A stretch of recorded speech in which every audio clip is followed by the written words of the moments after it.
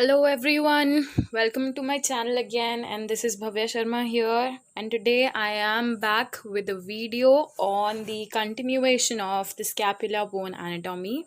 And in this video we are going to talk about the muscle attachments of the scapula and the clinical anatomy associated with the scapular bone. So here we go. We will go through the muscle attachments one by one. First we are going to go through the muscle attachments of the costal surface, and then with the dorsal surface we will study the muscle attachments of the dorsal surface. Then we will go through the muscle attachments of the coracoid process, then the glenoid cavity, acromion process, and your spine of scapula. Okay, so let's get started.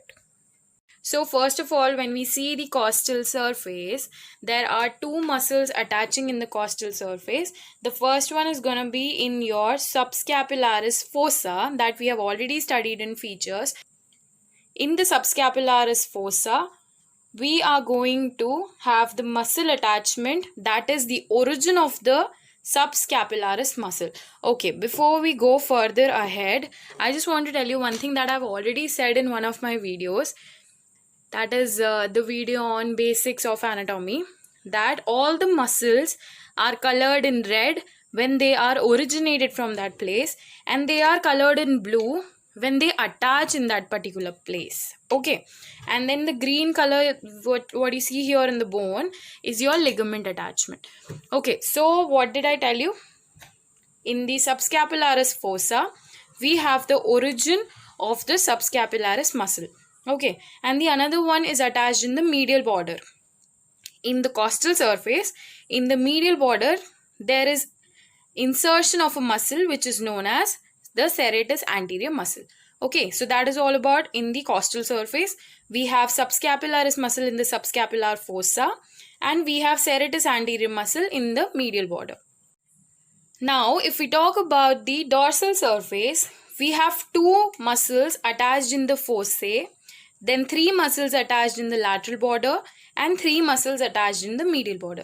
Let's go through them one by one. Okay, so I already told you in the features video, the spine of scapula divides the dorsal surface into supraspinous fossa and infraspinous fossa. So as the name says, we have the muscle origin of the supraspinatus muscle in the supraspinous fossa, and the origin of infraspinatus muscle from the infraspinous fossa. Now if we go for the medial side, we have three muscles here. Okay, the first one is your levator scapulae. That is, with the name itself you can find out its action. That is, it levates the scapula, like it levates the scapula while the scapular elevation. So levator scapulae. Then we have rhomboid minor, and then we have rhomboid major. One thing about minor and major muscles that I want to tell you is, always remember that minor always lies above the major. Okay, like you have teres minor, teres major, pectoralis minor, pectoralis major, rhomboidus minor, rhomboidus major. In all these muscles, the minor is lying above the major, but the major is going to be larger in size. Okay, so if you see, rhomboidus minor and rhomboidus major. Now we come for the lateral border. We have three muscles here: teres minor, teres major, and latissimus dorsi. See, this side you have rhomboidus, this side you have teres. Okay, so minor, major, rhomboidus minor, rhomboidus major, levator scapulae, and here you have teres minor, teres major, and latissimus dorsi. So that is all about your dorsal surface. Now we will go through the attachment in the processes and the cavities. Okay, now if you see, this is the coracoid process. In the coracoid process, you have origin of two muscles from the tip of the coracoid. See this red color marked area. The tip of the coracoid gives origination to two muscles. One is your short head of biceps brachii. Please remember, short head of biceps brachii. And the second one is coracobrachialis. Okay, so two muscles are originated from the tip of the coracoid: short head of biceps brachii and coracobrachialis. If you go a little superior and medially, you have insertion of the pectoralis minor. Okay, So here we had origin of biceps brachii short head and coracobrachialis. If we go a little behind superior and medially, we have insertion of pectoralis major. Okay, we will talk about the ligaments at the last. Now this is all about the coracoid process. Now when we go behind and we talk about the spine of scapula and the acromion, we have two muscles attaching. One muscle is originating and the second muscle is inserting. Okay, so the red one is the originating muscle and the blue one is your inserting muscle. So in the lower lip of the crest and in the lateral of the acromion, we have deltoid originating. Okay, so deltoid originates from the lower lip of the crest of spine and from the lateral border of the acromion. Whereas the trapezius is inserted into the upper lip of the crest of the spine and medial border of the acromion. Okay, so in the lower lip of the crest of spine and in the lateral border, we have the deltoid originating and the trapezoid is inserted into the upper lip and the medial border of the acromion. Upper lip of the spine and the medial border of the acromion. So that is all about the attachments and insertions. Now we will talk about the ligaments that are attached in the scapula. The first one, you see the glenoid cavity here. Glenoid labrum, this green color is known as the glenoid labrum. Glenoid labrum is attached in the margin of the glenoid cavity. This is known as a fibrocartilaginous rim that surrounds the glenoid cavity and deepens the glenoid cavity, providing stability to the shoulder joint.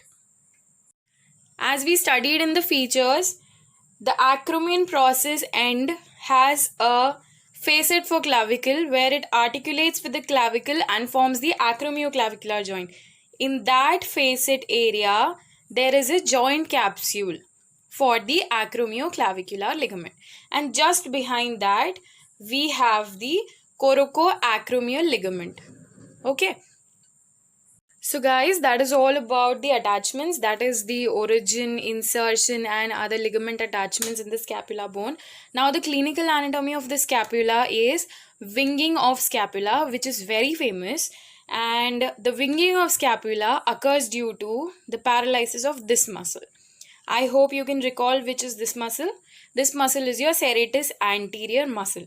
Due to paralysis or weakness of serratus anterior muscle or due to the nerve lesion that supplies this muscle, there is paralysis of serratus anterior and thus it is not able to hold the scapula in place while movement, and there is a medial prominence of the scapula. Medial prominence means this scapula will be tilted too much towards the medial side. There will be excessive medial prominence of the scapula due to the weakness of the serratus anterior muscle, which is caused due to nerve injury or nerve lesion of the nerve that supplies the serratus anterior muscle. So the nerve that supplies the serratus anterior muscle is known as long thoracic nerve or also known as nerve of serratus anterior. Another point that you should remember when you talk about winging of scapula, due to winging of scapula, that is due to paralysis of serratus anterior muscle, you cannot perform, or the patient that has the weakness or paralysis of serratus anterior muscle cannot perform pushing or pulling or punching movements. Okay, when they do that, there will be medial prominence of the medial border of the scapula. Another thing is, you would not be able to perform overhead abduction. Overhead abduction movement would be lost.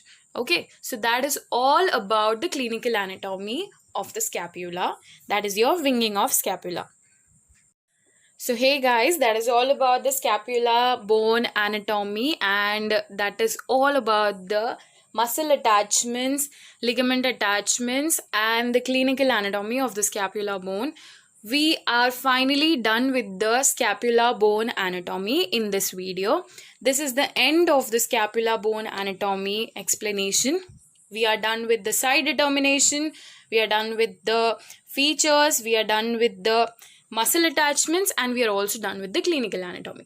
If you have any other doubts regarding anything or regarding this video, please comment down in the comment section below, and also give this video a thumbs up, like and share and subscribe. Stay home and stay safe. The another video will be uploaded soon, and also a reminder, notes for this bone anatomy, notes for scapula bone would be uploaded tomorrow as soon as possible in the Instagram. Please check my description for my Instagram page and keep supporting. Stay safe. Thanks for watching. See you soon.